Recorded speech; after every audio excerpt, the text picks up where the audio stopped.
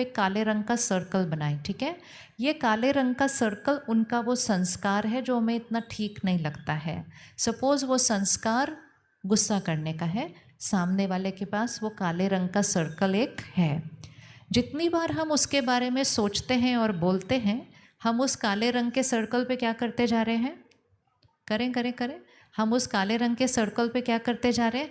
और काले रंग का सर्कल और काले रंग का सर्कल ड्रॉ करते जा रहे हैं। तो उनका वो संस्कार क्या होता जाएगा उस वजह से? और पक्का होता जाएगा। संबंधों में पहला रोल, अगर उनके पास काले रंग का सर्कल है तो हमें उसके ऊपर क्या ड्रॉ करना है? हमें उसके ऊपर क्या ड्रॉ करना है? हमें उसके ऊपर काले रंग का सर्कल ड्रॉ करना है या हमें उसके ऊपर सफ़ेद रंग का सर्कल ड्रॉ करना है? क्या ड्रॉ करना है? हाथ उठाओ, कौन कौन रेडी? सफ़ेद। कैसे ड्रॉ करेंगे? अगर उनके पास गुस्से का संस्कार है और हमने कहा वो कितने गुस्से वाले हैं, कितने गुस्से वाले हैं, तो काले रंग का सर्कल क्या होता गया? रिपीट होता गया। अगर हमने कहा वो शांत स्वरूप आत्मा है,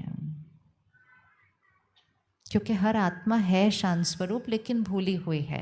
अगर हमने उनको ये शुभ भावना, ये दुआएं रोज़ दी, वो शांत स्वरूप आत्मा है, कौन से रंग का सर्कल ड्रॉ हो जाएगा? वाइट। अब एक बार ड्रॉ होने से वो शांत नहीं हो जाएंगे, लेकिन अगर आप हर रोज़ एक बार सुबह एक बार रात को इतनी सी प्रार्थना उनके लिए कर दो, इतनी सी दुआ उनको भेज दो, इतनी सी शुभ भावना उनको भेज दो, वो शांत स्वरूप आत्मा है, वो शांत स्वरूप आत्मा है, वो शांत स्वरूप आत्मा है। जब ये हम बोल रहे होंगे, राइट हैंड पे जिस पे हम बैठे हैं वो किस तरफ जाना शुरू हो जाएगा? रखें दोनों हाथ। पहले हम कह रहे थे वो गुस्से वाले हैं, वो गुस्से वाले हैं, गुस्से वाले हैं, तो राइट हैंड कहाँ आ रहा था? नीचे आ रहा था। जब हमने कहना शुरू किया वो शांत स्वरूप आत्मा है, तो राइट हैंड कहाँ जाना शुरू करेगा?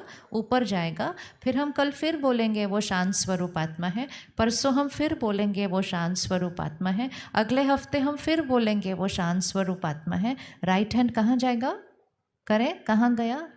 इसको बोलते हैं प्यार। उनके संस्कार को रिपीट नहीं करना, उनको जिस संस्कार की ज़रूरत है उसको दोहराना है। उसको दोहराते हुए खुद भी ऊपर जाएंगे, वो वाली वाइब्रेशन उनको जाएगी और लेफ्ट हैंड कहाँ जाना शुरू हो जाएगा? लेफ्ट हैंड कहाँ जाना शुरू हो जाएगा? ऊपर जाना शुरू होगा। इसको कहेंगे परिवार, इसको कहेंगे दोस्ती, इसको कहेंगे रिश्ता, जो दूसरे को नीचे नहीं लेकर आता लेकिन दूसरे को कहाँ लेकर आता है? ऊपर लेकर आता है। रेडी है सब करने के लिए? रेडी है सब करने के लिए अपने आप के लिए? कौन कौन रेडी है ये करने के लिए? आपको मिल गया कोई आपके जीवन में जिसको आप ऊपर लेकर आना चाहते हैं? किस किस को मिला है? कोई ना कोई। तो अभी रुके और उनके लिए एक दुआ बनाएं, एक शुभ भावना बनाएं कि कौन सी एनर्जी आपने उनको देनी है। वो एनर्जी नहीं देनी जो उनको नीचे लेकर आती है, वो एनर्जी देनी है जो उनको ऊपर लेकर आती है। इसको कहते हैं प्यार। लेकिन हम उनको क्या कहते हैं? मेरा तुमसे प्यार है ना इसलिए मैं चिंता करती हूँ। जिनसे प्यार होता है उनके लिए चिंता नहीं करनी, जिनसे प्यार होता है उनको शक्ति देनी है। अगर आप में से किस किस को अपने बच्चों की चिंता होती है? बताओ, चिंता होती है? अच्छा, अभी आप यहाँ बैठे हैं, सपोज़ आपका बच्चा घर पे है, आप यहाँ बैठकर आधे मिनट के लिए उनके लिए सिर्फ चिंता कीजिए, ठीक है? अब सिर्फ चिंता कीजिए और सिर्फ इतना सा बोलिए, इनका क्या होगा, इनका कैसे चलेगा आगे, ये जीवन में क्या करेंगे। अगर आप 5 थॉट भी ऐसे क्रिएट कर दो, वो घर पे लेफ्ट हैंड आराम से बैठा हुआ है, लेकिन आप यहाँ से 5 अच्छी अच्छी चिंता वाली थॉट्स भेज दो तो वो घर बैठे भी वो लेफ्ट हैंड किधर चला जाएगा? कहाँ चला जाएगा? डाउन चला जाएगा। और हम जो यहाँ से बैठकर वो थॉट्स भेज रहे हैं चिंता की, राइट हैंड कहाँ चला जाएगा? डाउन चला जाएगा। यही रिश्तों में हो रहा है। और जब एक डाउन जाता है, दूसरा उसको देखकर उसकी भी स्थिति नीचे जाती है, या दूसरे के संस्कार को देखकर हमारी स्थिति नीचे जाती है, तो फिर हमारा रिश्ता क्या बनने लग जाता है एक दूसरे के साथ?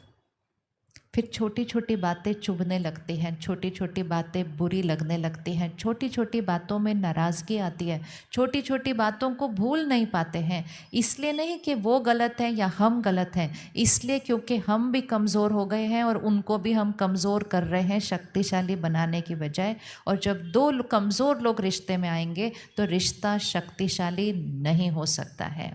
तो अगर हमें रिश्ते को ठीक करना है, हमें उनको कुछ नहीं करना है, हमें सिर्फ किसको चेंज करना है, थोड़ा सा किसको करना है, सिर्फ खुद की शक्ति को बढ़ाना है। सबसे पहले ये याद रखना है कि हमारा रिश्ता है किसके साथ। हम जब दूसरे को देखते हैं, हमें उनके अंदर ऐसे संस्कार दिखाई देते हैं, हम कहते हैं ये ऐसे क्यों है, ये ऐसे कैसे हो सकते हैं, ये ऐसे कैसे हो सकते हैं। लगता है ऐसे किसी को देखकर, लगता है ना ऐसे। और कभी कभी हम ये भी कहते हैं मुझे समझ नहीं आता आप ऐसे कैसे हैं, वो कहते हैं मुझे भी नहीं समझ में आता आप ऐसे कैसे हैं। तो हम कहते हैं हम दोनों एक दूसरे को क्या बोलते हैं, समझ नहीं पाते हैं। अब एक मिनट देखते हैं कि हम एक दूसरे को समझ क्यों नहीं पाते हैं। ये रिश्ता किसके और किसके बीच है। हम शब्द कौन से देते हैं, पति पत्नी, भाई भाई, भाई बहन, चाचा चाची, बुआ नाना नानी, हम ये लेबल्स हैं रिश्ते के। लेकिन रिश्ता किसके और किसके बीच है। रिश्ता मैं आत्मा और उस आत्मा के बीच है, जो पति पत्नी के रूप में रिश्ते में आए हैं, जो माता पिता और बच्चे के रूप में रिश्ते में आए हैं, जो भाई बहन के रूप में रिश्ते में आए हैं। रिश्ता एक लेबल है, दो शरीर हैं, लेकिन रिश्ता निभाने वाले दो शरीर नहीं हैं, रिश्ता निभाने वाली वो दो आत्माएं हैं जो उस शरीर में रहती हैं। सपोज़ किसी की सर्जरी होने वाली है, पूरा परिवार हॉस्पिटल में खड़ा है और हॉस्पिटल में खड़े होकर पूरा परिवार डॉक्टर को कहता है, डॉक्टर साहब मेरे पिताजी का ध्यान रखिएगा, सर्जरी बिल्कुल ठीक होनी चाहिए। डॉक्टर कहते हैं हाँ हाँ बिल्कुल सब ठीक होगा, डॉक्टर साहब प्लीज़ मेरे पिताजी का ध्यान रखिएगा। डॉक्टर साहब उनको लेकर जाते हैं ऑपरेशन थिएटर में, लेकिन कुछ ऐसा होता है कि वो सर्जरी ठीक नहीं होती है। जब डॉक्टर साहब उनको लेकर जा रहे थे तो डॉक्टर साहब नर्स को कहते हैं, sister mister so and so को अंदर लेकर जाइए। ऐसा ही बोलते हैं डॉक्टर साहब, हाँ ऐसे बोलते हैं, sister mister so and so को अंदर लेकर जाइए। अगर वो सर्जरी ठीक नहीं होती है, अगर वो डॉक्टर उस पेशेंट को नहीं बचा पाते हैं, तो डॉक्टर साहब कहते हैं सिस्टर बॉडी को बाहर लेकर जाइए। ठीक है ये बात, कौन कौन एग्री करता है, ये ठीक है बात। और अगर कोई डॉक्टर बैठे हैं वो चेक करें, आपकी भाषा ऐसे ही होती है। लेके जाने के टाइम आप कहते हैं मिस्टर सो एंड सो को अंदर लेकर जाइए। अगर वो सर्जरी नहीं सक्सेसफुल होती, हम कहते हैं बॉडी को बाहर लेकर जाइए। परिवार जो खड़ा था बाहर, जाने से पहले परिवार कह रहा था डॉक्टर साहब हमारे पिताजी का ध्यान रखना। अब वही बच्चे कहते हैं डॉक्टर साहब हम बॉडी को घर कब लेके जा सकते हैं। राइट है बात। तो कौन चला गया, जो दिखाई देता है वो तो वैसे का वैसे ही सामने है, लेकिन अब हमने उसको उनका शरीर कहना शुरू कर दिया है, अब हमने उसको बॉडी कहना शुरू कर दिया है। तो हमारा रिश्ता बॉडी के साथ नहीं होता, हमारा रिश्ता किसके साथ होता है। और फिर हम क्या कहते हैं, शरीर तो वहीं पड़ा हुआ है, हम कहते हैं वो चले गए, अभी अंतिम संस्कार नहीं हुआ, शरीर वहीं पड़ा है, हम सबको कहते हैं वो चले गए। कौन चला गया, कौन चला गया, वो तो वहीं है शरीर, कौन चला गया। उस शरीर को चलाने वाली शक्ति जो इस शरीर द्वारा हमसे बात करती थी, हंसती थी, हमारा ध्यान रखती थी, हम उनकी बातों को सुनते थे, उस शक्ति को आत्मा कहते हैं। तो हमारा रिश्ता किसके साथ है, हमारा रिश्ता किसके साथ है, मैं आत्मा का उस आत्मा के साथ रिश्ता है। अब एक सेकंड के लिए अपनी जर्नी को देखते हैं, एक बार उंगली यहाँ रखें, यहाँ आत्मा का रहने का स्थान है। अब 1 मिनट चेक करें, आज अचानक अगर कुछ होता है और मैं आत्मा शरीर छोड़ती हूँ, निकालो आत्मा को 1 मिनट इस शरीर से, ऐसे विजुअलाइज करो, आत्मा शरीर से बाहर निकली, इधर आ गई, बाहर आ गई, पीछे क्या रह गया, पीछे क्या रह गया, शरीर रह गया, परिवार रह गया, सामान रह गया, जो कमाया था सब रह गया। मेरे साथ क्या गया? मेरे साथ क्या गया? मेरे साथ गया मेरे कर्म और मेरे संस्कार। ठीक है, ये बात कौन कौन अग्री करता है? इसलिए लोग कहते हैं क्या लेकर गए? खाली हाथ आए, खाली हाथ जाते हैं। जो इन आंखों से दिखाई देता है वो ना साथ जाता है, ना हम लेकर आते हैं, ना हम आगे लेकर जाते हैं। लेकिन जो दिखाई नहीं देता वो हमारे साथ आता भी है और हमारे साथ जाता भी है। अब इसको चेक करें, आप इस समय इस शरीर में हैं, आपके जो संस्कार हैं, जो कर्म हैं, 1 सेकेंड में आत्मा शरीर छोड़ेगी, आप यहाँ से जाएंगे, माँ के गर्भ में प्रवेश करेंगे, कुछ महीनों के बाद एक बच्चा पैदा होगा और उस बच्चे का पंडित जी जन्म पत्री बना देंगे। राइट बात है? राइट है।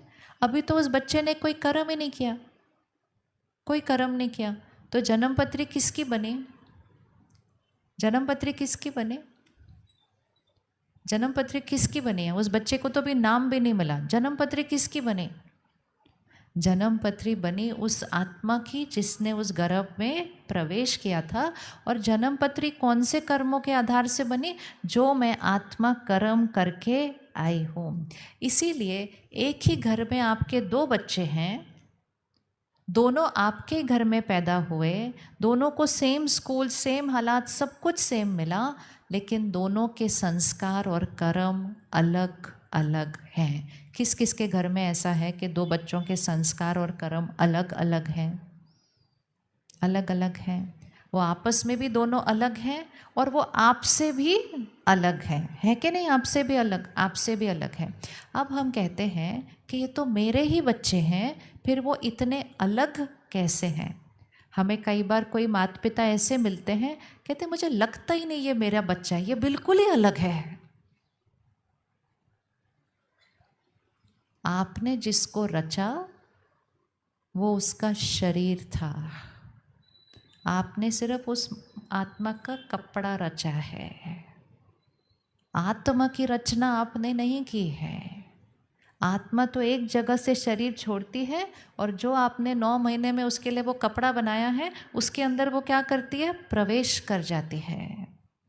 लेकिन आत्मा जहाँ से आती है वो अपने संस्कार और अपने कर्म, अपने